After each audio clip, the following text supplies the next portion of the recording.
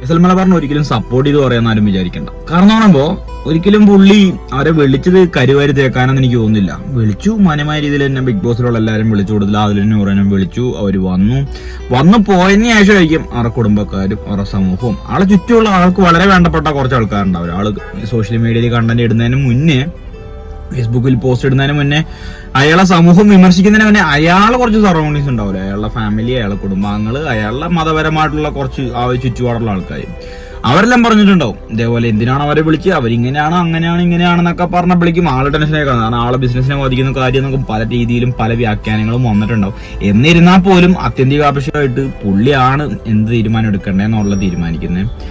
വിളിച്ചു വരുത്തി കരയേക്കുക എന്നുള്ളതിനേക്കാൾ ഉപരി പുള്ളിക്ക് അങ്ങനെ ഒരു തീരുമാനം എടുക്കായിരുന്നു. പക്ഷെ എന്നിരുന്നാൽ പോലും പുള്ളി സ്വതന്ത്രമായിട്ടൊരു തീരുമാനം എടുത്തതെന്ന് എനിക്ക് തോന്നുന്നില്ല. പുള്ളിയുടെ ചുറ്റുപാട്, പുള്ളിയുടെ ആ ഒരു കാഴ്ചപ്പാടിനെ മാറ്റിമറിച്ചാന്ന് എനിക്ക് തോന്നുന്നത്.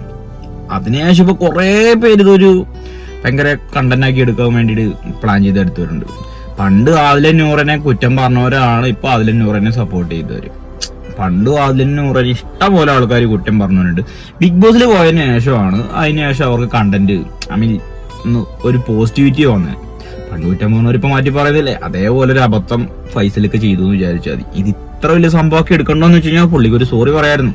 ഓക്കെ, അത് പുള്ളി ചെയ്യാതെ പുള്ളിയുടെ ഒരു മിസ്റ്റേക്കാണ്. എന്നിരുന്നാൽ പോലും ഇതിങ്ങനെ വലിയൊരു സംഭവമൊക്കെ എടുക്കേണ്ട ആവശ്യമുണ്ടോന്ന്, പുള്ളി ചെയ്ത നല്ല കാര്യങ്ങൾ നിങ്ങൾ മറന്നു പോകുന്നുണ്ടോന്നുണ്ട്. 2 ദിവസം മുന്നേ വരെ എന്തൊക്കെയോ ഭയങ്കരമായിട്ട് കെട്ടിപ്പിടിച്ച ആളെ ഒറ്റ ദിവസം കൊണ്ട് നിലത്തുവാരി ഇടുക എന്ന് പറയുന്നത് മോശമാണ്.